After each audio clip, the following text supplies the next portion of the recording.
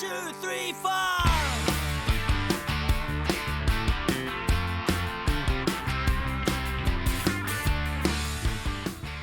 Hello and welcome to Chit Chat with Jed & Co, the show where everyone has their say. Today's show comes from the Go Glasgow Urban Hotel. Can we ask you please subscribe free to our YouTube channel, comment and give us a like. Now today's guest is a champion for women in sport. She started her career at sports administration with Scottish Amateur Wrestling. She worked for Scottish Women's Football. She's current CEO of Scottish Women in Sport.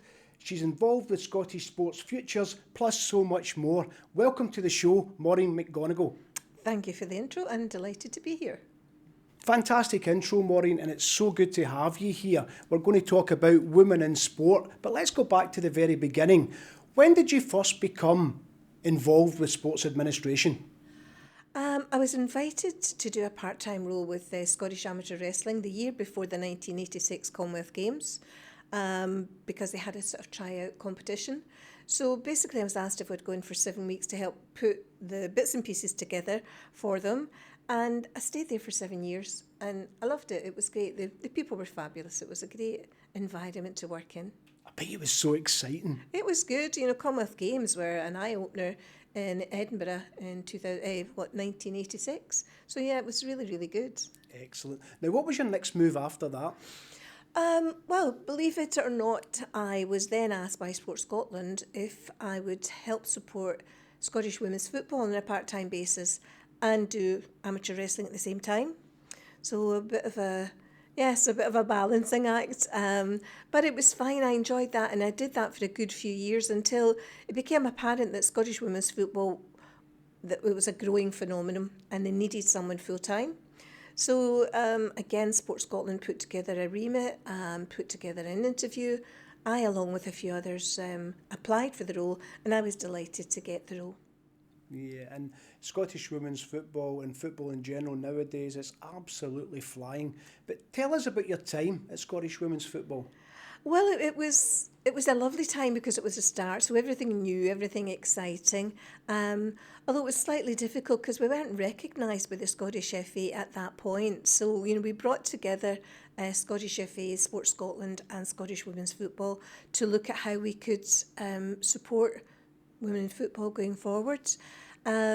So, yes, we got accepted. We then became an affiliate and association. I then became the first female member of the Scottish FA Council. So I would go along with all the council members, the first woman there. And through that, I also got the opportunity to probably travel most of the world because as the women's teams became more and more apparent, they needed a woman to go with them. So I was delighted to get these opportunities to travel. But it had its challenges as well. And what would you say was your biggest challenge? I think realistically the biggest challenge, first of all, was getting the support out there, getting people to believe in it. You know, this was a new phenomenon for everyone in Scottish FA, so we had to sort of network and get people on our side. But I think one of the interesting challenges early on was when I was asked and tasked with the fact of getting some money in so that the girls could go out to play in what was European Championship, although it's still not recognised anywhere. It's strange. I can't find a record of it. But we were allowed to put in for £12,000. So we got that from the Scottish Football Partnership. And one of the men in the Scottish FA said, that should do you fine as long as you don't draw the Faroe Islands. And I thought, well, there's really no chance of that, you know. But I was wrong. So there was a big chance of that, and we got the Faroe Islands. Oh, no. And at that point, Jed, it was £600 per person to fly via Copenhagen. So you know yourself when you take a team away, it's not just 11 players, you know, a coach. There's a few more, doctor, physio. Doesn't go very far. There's me, take me too. So I had sleepless nights thinking that £12,000 could go in one trip when we obviously had a couple of home games, a couple of away games to do. So one night I came up with the idea that I would maybe hire a little plane to take them there. I thought it's not far, the Faroe Islands. And eventually tracked down a plane that would take us, a 33-seater, and we we got on the plane at Aberdeen. We stopped off at Wick to refuel, and then we jumped over to Faroe Islands. And it was a bit rocky, and it's the landing in the Faroe. The strip's quite narrow, quite short, so it's quite difficult. So the girls were a bit green around the gills by the time we arrived there. But we stayed overnight, calmed down, went out, played the game the next day. And because I was trying to save money, we didn't have that much money, we came back that night, and they opened the airport specifically for us, gave us a police escort back to the airport, which I loved.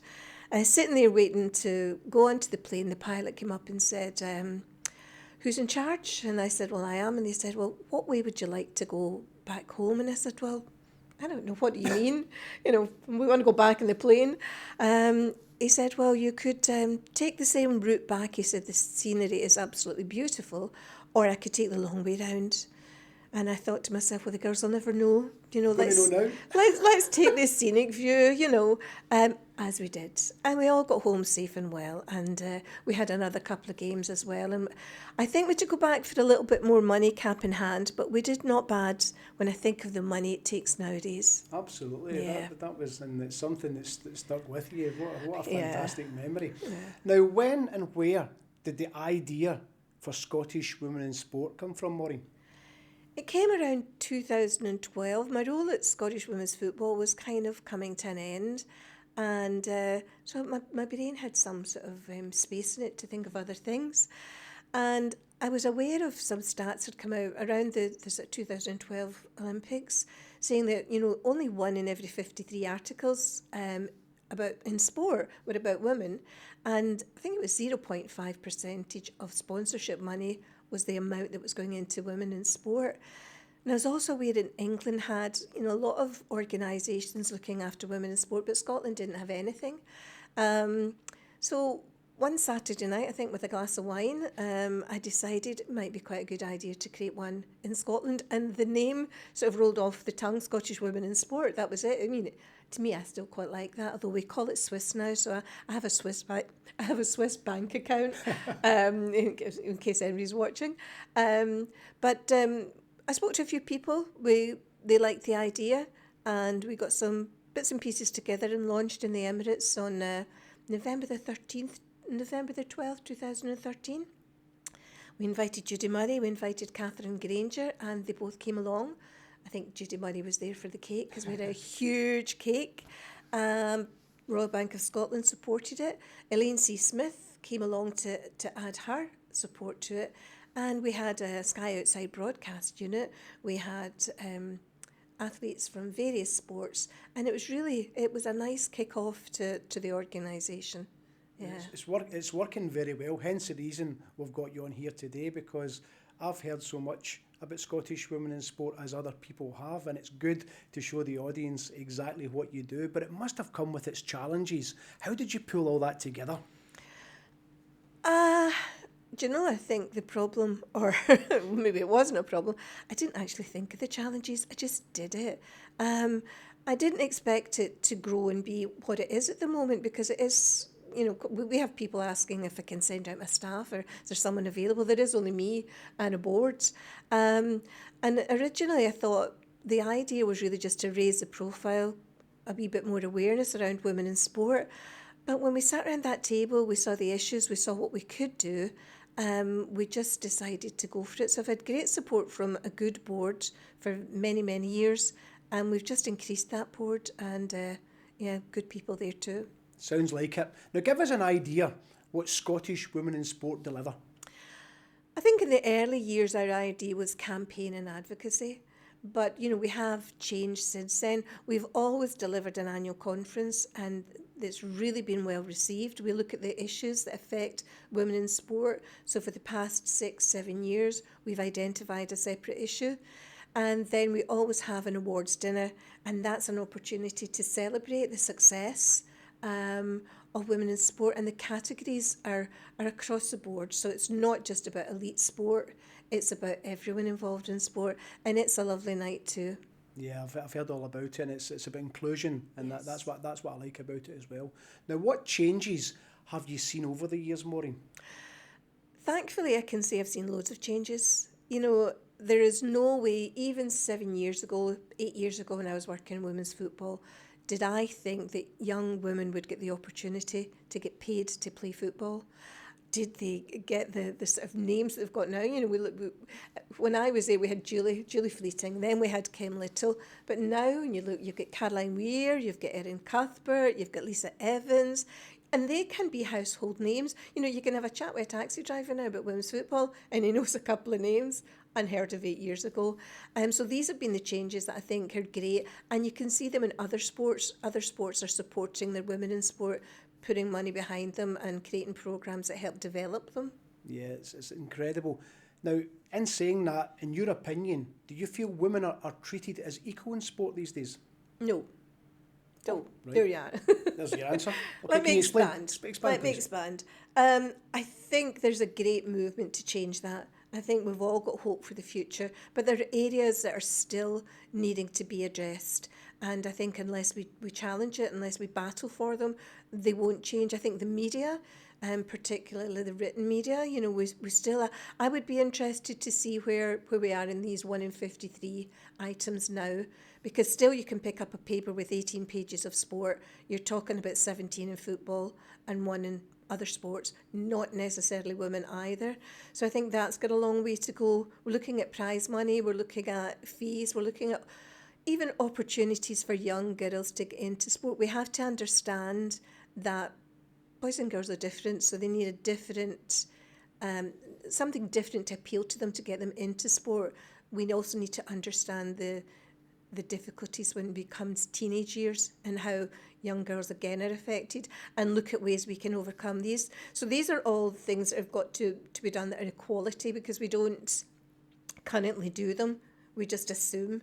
And as I said to you before, I think when we were talking before, visibility is an important one. We need to see more pictures, more action pictures of women in sport. We need to have young girls see that they're welcome in sport and they can come into sport. So there's a lot to be done yet. Yeah, you feel it's getting there, but there's more to be done. Is that fair? Absolutely. I'm not downhearted, and I'm not thinking that the future is oh, woe is me. I think the future looks really rosy, and I think what we're doing is we're creating a movement, and that movement is not going to be stopped. I notice you're also involved in Scottish Sports Futures. Tell us a little bit more about that, Maureen. Well, the first thing I've got to say is they're an absolutely wonderful organisation. It's a sport for change organisation, so you know they use sport as a hook to help young people in various guises, and we have wonderful staff that go out, very dedicated, and I think you'll find that more and more organisations are finding that the power of sport is something that can break down barriers, that can help across the board in terms of health, mental health, physical health. So it's a very powerful organisation, and I'm absolutely privileged to chair it, and the stuff they do is phenomenal. What other organisations are you involved with, Maureen?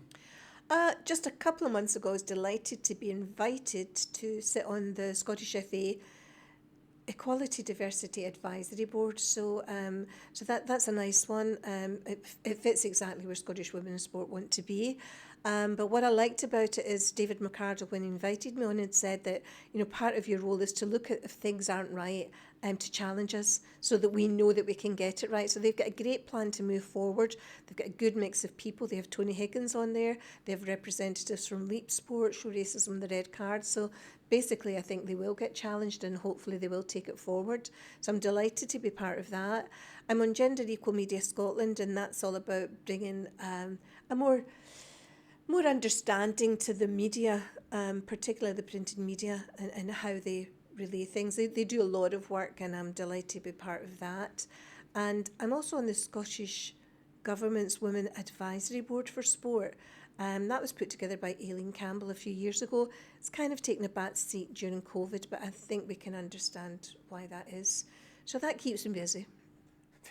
Absolutely, you're everywhere, which is fantastic. Now, what does the future hold for Scottish women in sport?